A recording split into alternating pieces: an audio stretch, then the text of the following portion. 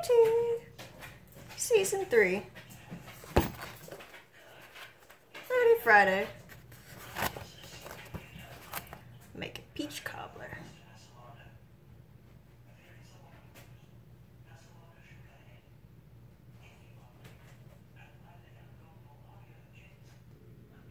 Hey everybody, and welcome to Cooking Adventure with Katie, Season 3. As y'all saw, it's Foodie Friday, and we are making peach cobbler. The camera's in a little bit different angle, so if it falls over, I do apologize.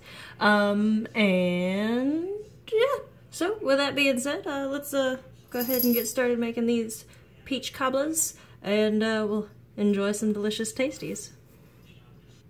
So as the recipe said, you want about 6 cups or a pound and 3/4 of ripe peaches. Now, when I picked my peaches out at the store today, I found some that were kind of soft and some that were a little bit harder than normal.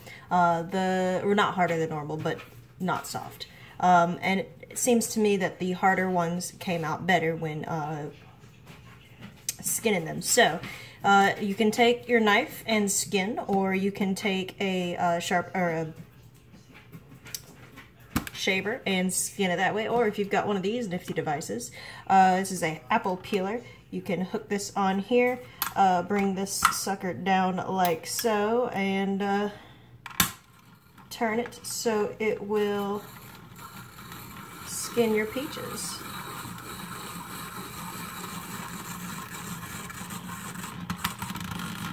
Alright, and then once that is done, you simply take it off. Throw your peach rind either into a pot to make some candy peach skins or into the compost pile. Then you want to cut off your end here and here for a nice bottom and a nice top. And then just cut it down to avoid the pit.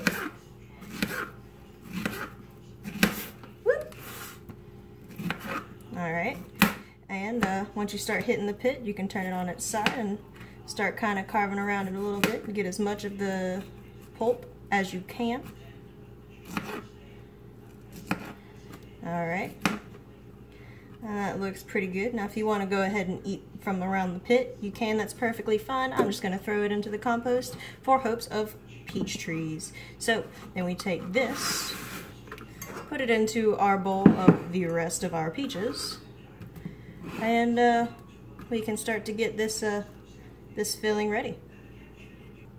Alright, so we want a 1/2 cup of sugar, 2 tablespoons of cornstarch, and a 1 teaspoon of grated lime zest. However, I do not have a lime, so I'm going to be using some lime juice.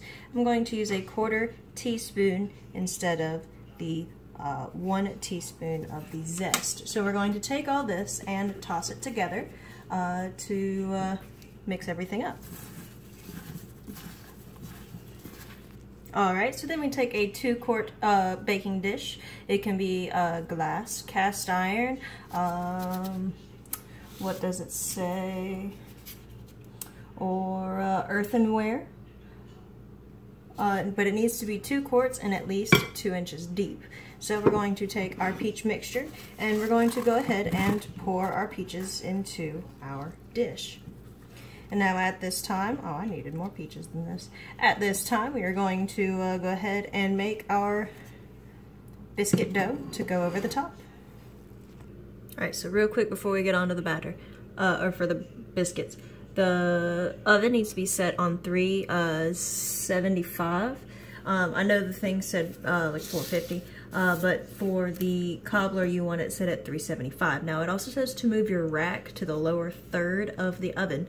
That is probably assuming you have a conventional oven where it's electric and the heat comes from the top down. Our oven is gas, so we've got a rack in the dead center, so I'm just going to move it up 1 and then turn my oven on to 375. So don't forget that. Alright, so you want 1 cup and 3/4 flour.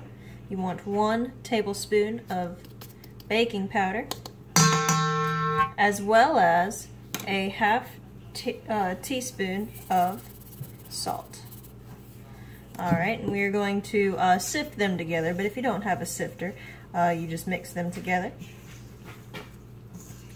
And then you cut in with your either pastry cutter or 2 knives 4 to 6 tablespoons of butter, which is anywhere from a half to 3/4 of a stick. So I've got 6 tablespoons, the 3/4 stick, in the freezer. So I'm gonna go ahead and pull those out and start cutting. All right, so we're going to put these in here and cut them in. And it's just like we did with the scones. But what we're making here are actually rolled biscuits. So there's different kinds. There's like buttermilk and flaky, and like whole wheat and cream biscuits, and fluffy biscuits and things like that.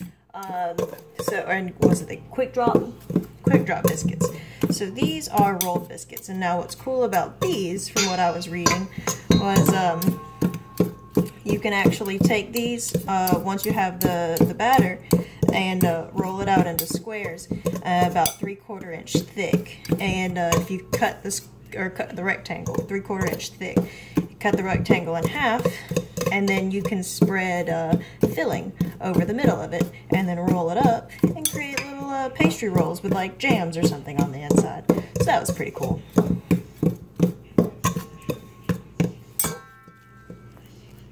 Alright, and then once your butter pieces are about pea-sized, you want to make a well in the middle, and then pour in all at once 3/4 cup milk.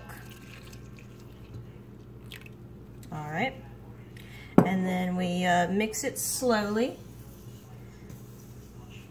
until there's no chance of it splashing.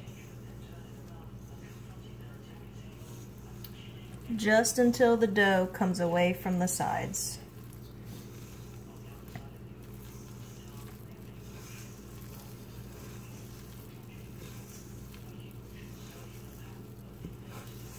Okay.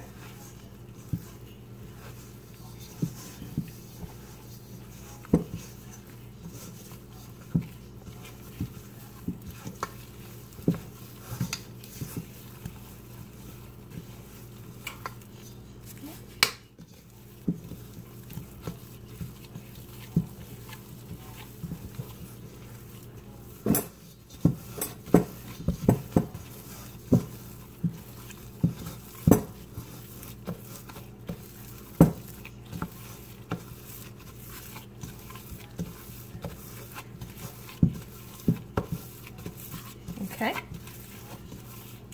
and then we lightly flour our workstation, which will be on the table. Well, I'll use a board. Put this on a board.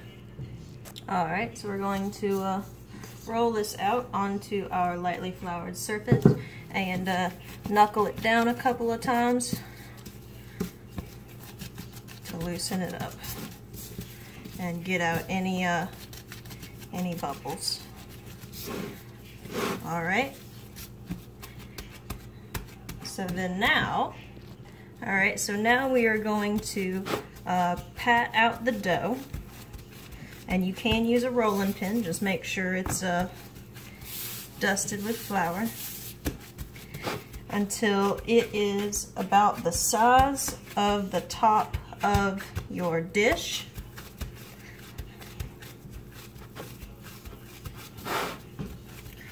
And about 1/4 to a 1/2 inch thick.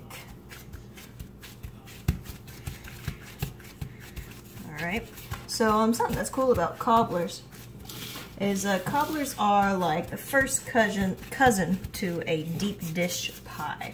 It involves a rich biscuit dough and fruit. And while cobblers are never tidy nor shapely, it is delectable and a great way, for beginner cooks. So like if you've got kids that don't know how to cook, this would be a good way to get them kind of started on it. Or like, me, later 20s and has no idea what they're doing. That works too. Alright, and Cobblers are usually served with rich cream or hard sauce, and that's a different recipe on a different day. And are traditionally blackberry or berry cobblers rather than peaches, but are also traditionally really good with ice cream as well. Let's see, and although almost any type of fruit or combination of fruits, such as apples and berries and peaches, can be used, like I said, berries are traditional. Unsweetened frozen berries can be used when you're making your cobblers. Just like I almost had frozen peaches, but they were on sale for fresh ones, so I was like, alright, well that works.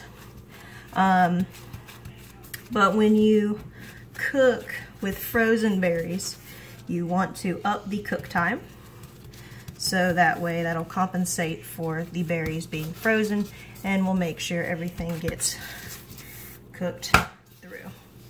Alright, so now we want to take, let's use this, and we're going to do lattice cuts. And what you can do is you can also you can cut them into squares for like dumplings or circles. That'll work too. Or you can make them into little balls and just kind of throw them in over the fruit. But when you do your lattice cuts, you want them to be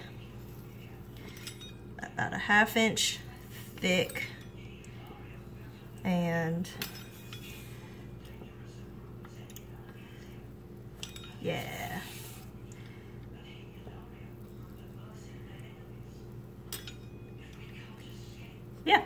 that's pretty much it. Alright, let's finish these up and then put them over, and then lattice our pie or our cobbler.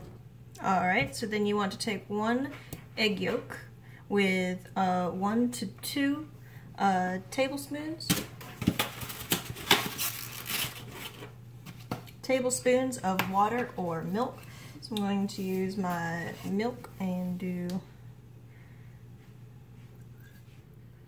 there we go, should be a tablespoon and a half, and we're going to whisk this.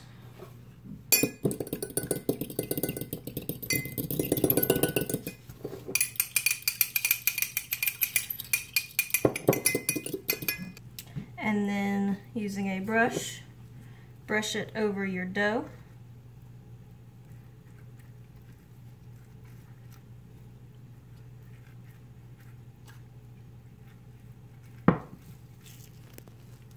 And then sprinkle with sugar.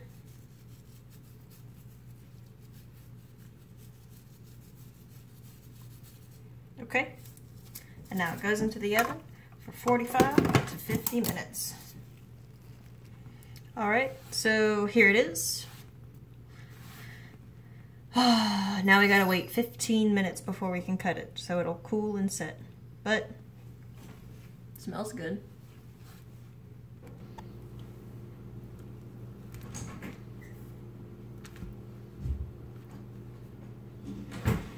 God, it smells so good. Looks pretty good.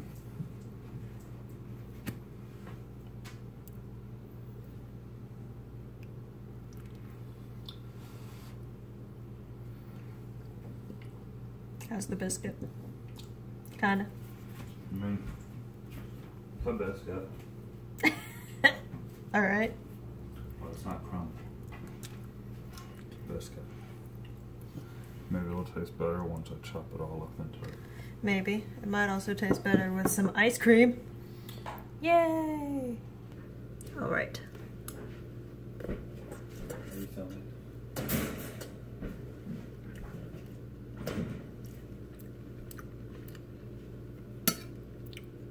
This is good.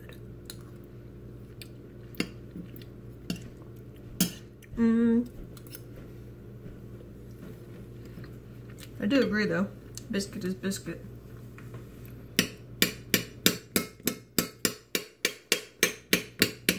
He wanted to crumble.